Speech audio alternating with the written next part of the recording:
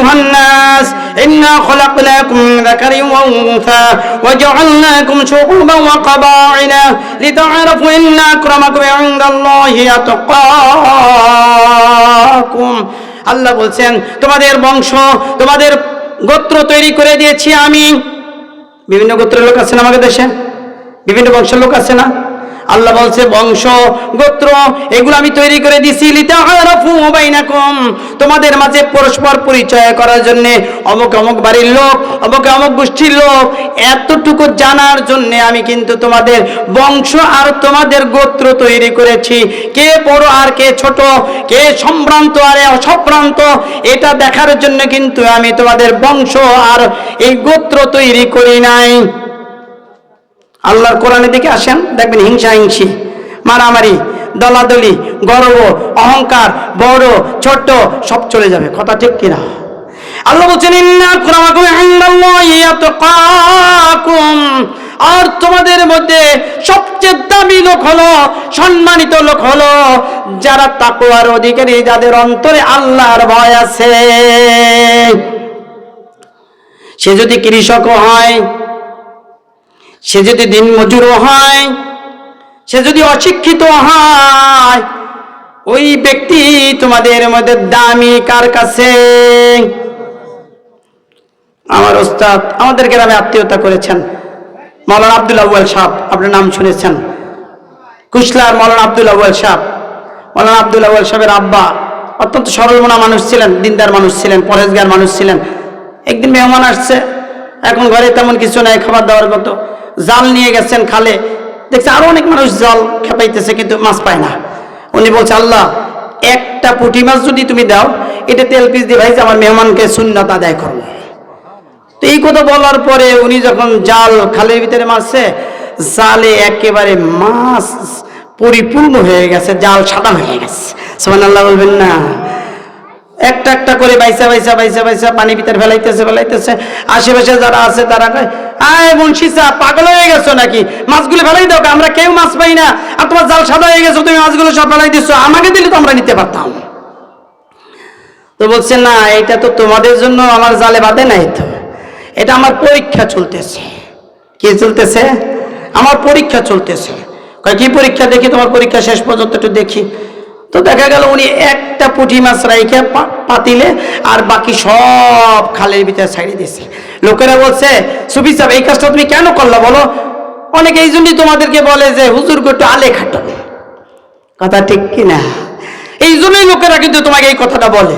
তুমি সরসিনা যাও, সরসিনা খলিফা, তুমি এত আমলওয়ালা মানুষ, তাহাজ্জুদে নামাজ পড়ো, তুমি আমাদের মাছগুলো ভাগ করে দিলে তো পারতা, অথচ তুমি মাছগুলো খালে ফেলাই দিয়ে একটা মাত্র মাছ রাখলা। আল্লাহর ওলি বলছেন, হুজুর বলছেন আমাদের ক্লাসে আমার মনে আছে, হুজুর বলছেন আব্বা বলেছিলেন সেদিন, আরে আমার আল্লাহর কাছে ওয়াদা হয়েছে, আল্লাহ তুমি যদি একটা পুঁটি মাছ দাও, আমার মেহমানকে তেল পিস দিয়ে ভাইজা খাওয়াবো, সুন্নাত আদায় হবে। আল্লাহ পরীক্ষা করতে চায় বান্দা তুই কি একটা রাখিস না পাতিল বইরা খাইস? আমি তোর পাতিল বইরা মাছ দেব, জাল বইরা মাছ দেব, তুই ওয়াদা তোর ঠিক কিনা তাই দেখবো। যদি ওয়াদা ঠিক থাকে তাইলে তুই আমার বান্দা ঠিক আছিস, ওয়াদা যদি ঠিক না থাকে তাইলে বুঝবো তোর ওয়াদা ঠিক নাই, মানে তোর ঈমানও ঠিক নাই। কথা ঠিক কিনা?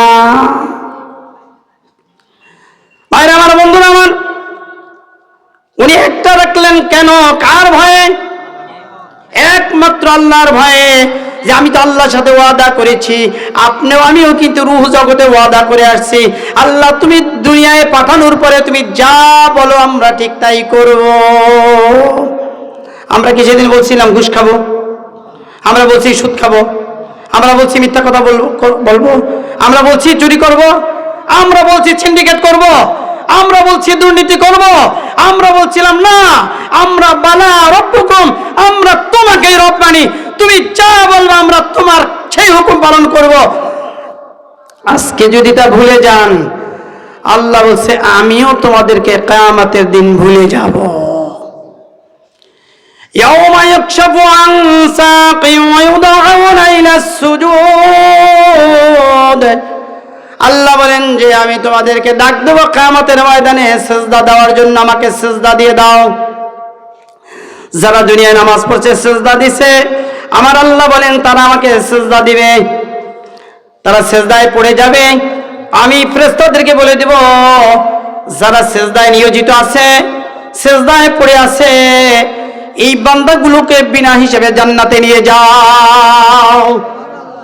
আর একটা আসতে বলবেন নাকি সুবহানাল্লাহ? আর যারা সিজদা দিতে পারবে না, আমার আল্লাহ বলেন মাজা বাঁকা করার চেষ্টা করবে, রুকু দেওয়ার চেষ্টা করবে, কিন্তু সম্ভব হবে না, তারা পারবে না, পারবে না, পারবে না। কে বলেছেন?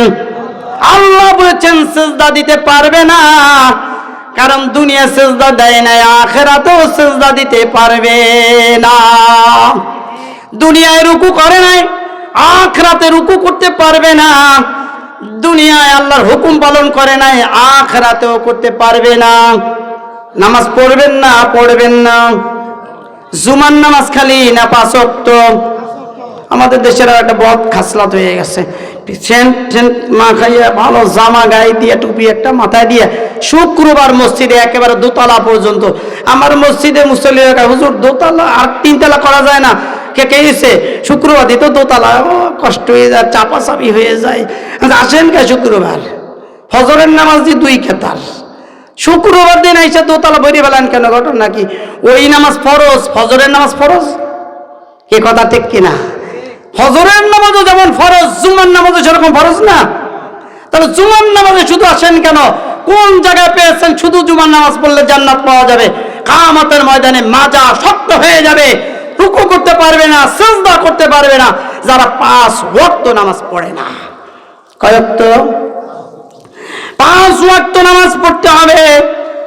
আর মোবাইলের গান বাজনা, নাটক, থিয়েটার, মোবাইলের ছবি দেখাগুলো থেকে বিরত থাকতে হবে।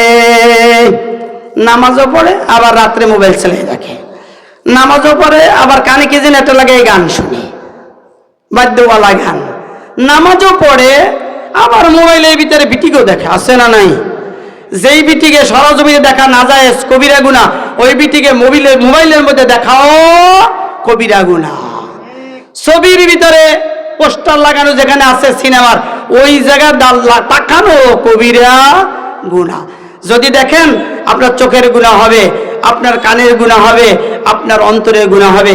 তাও কিসের গুনাহ? 3টা জেনার গুনাহ হবে। চোখের জেনা, কানের গুনাহ, অন্তরের গুনাহ। কয়টা গুনাহ হয় মোবাইলের আবিজুবি দেখলে? কয়টা গুনাহ হয়? জোরে বলুন, কয়টা গুনাহ হয়?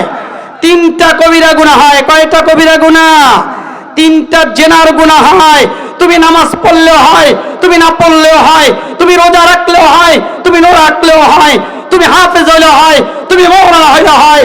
তুমি যদি মোবাইলের ভিতর থেকে এইসব অশ্লীলতা দেখো, তাহলে তোমার আমলনামায় জেনার গুনাহ লেখা হবে। দিনে দেখলে দিনে, রাত্রে দেখলে রাত্রে। আমাদের দেশের ছেলেগুলো নষ্ট হয়ে যাচ্ছে, প্রত্যেকের হাতে মোবাইল। কথা ঠিক কিনা? 2-1 বাদ। আমার মাদ্রাসা ছুটি হওয়ার পরে দেখি ছোট্ট একটা, একেবারে ছোট্ট একটা মানুষ, একেবারে ছোট্ট, কেবল কথা বলতে পারে, তো দেখি ওরাতে এত বড় একটা মোবাইল। আমি বলছি তুমি কি করো? আমি এর ভিতরে অনেক কিছু দেখি, আমি এর ভিতরে অনেক কিছু দেখি। আমি তো চালাতে পারো? সব চালাতে হবে, আমি বের করতে পারি। কোথায় কি আছে আমি এগুলো বের করতে পারি। এখন কি দেখতেছ? আমি এখন একটা নাটক দেখতেছি। নাউজুবিল্লাহ বলবেন না? একেবারে বাচ্চা, 7 বছর হয় নাই, 5 বছর হয় নাই, আমার মনে 4 বছর বয়স হবে। 4 বছর, বাবা মা হাতে একটা মোবাইল উঠাই দিছে, মোবাইলটা দেখতেছে। তো মাদ্রাসার বারান্দায় এসে আর বলছে আমি সব বুঝি, সব বুঝি, জাহান্নামে যাওয়ার জন্য সব রেডি হয়ে গেছে। কথা ঠিক কিনা? এটা একটা জাহান্নামে যাওয়ার জন্য হাতিয়ার হয়ে গেছে। এখন এটা আর কোনো গুনাহ মনে করে না। গুনাহকে যদি কেউ গুনাহ না মনে করে, কাবিরা গুনাহকে যদি কাবিরা গুনাহ মনে না করে, হারামটাকে যদি কেউ হারাম মনে না করে, তাহলে তার ঈমান চলে যায়। কি চলে যায়? সূরা লুকমানের মধ্যে আল্লাহ তাআলা ইরশাদ করেছেন, ওয়ামিনান নাসি মান ইয়াশতারি লাহওয়াল হাদিস লিউদিল্লা আন সাবিলিল্লাহি বিগাইরি ইলমিন ওয়া ইয়াত্তাখিযুহা হুজুওয়া উলাইকা লাহুম আযাবুম মুহিন। আল্লাহ তাআলা সূরা লোকমানের মধ্যে ইরশাদ করেছেন, মানুষের মধ্যে কিছু লোক আছে যারা গায়ক গায়িকা ক্রয় বিক্রয় করে, মেশিন ক্রয় বিক্রয় করে, বিভিন্ন যন্ত্র ক্রয় বিক্রয় করে।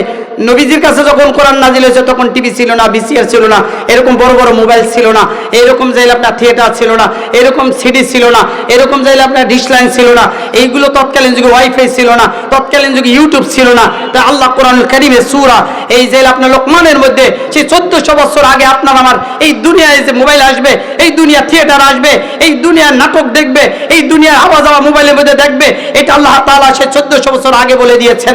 যারা এগুলো ক্রয় বিক্রয় করবে আল্লাহ তাআলা বলেছেন, এবং যারা এটা তার হাসি তামসা করবে, মজা করবে, এটা আল্লাহ তাআলা বলেছে ইয়াত্তাখিযা হুজুয়া, যারা এটা তার মজা করবে, উপলব্ধি করবে, আনন্দ করবে, আল্লাহ তাআলা বলেছেন উলাইকা লাহুম আযাবুম মুহিন, আর তাদের জন্য অপমানদায়ক শাস্তির ব্যবস্থা করা হয়েছে। তাদের জাহান্নামে নিয়ে অপমানদায়ক শাস্তির ব্যবস্থা আল্লাহ তাআলা করেছেন।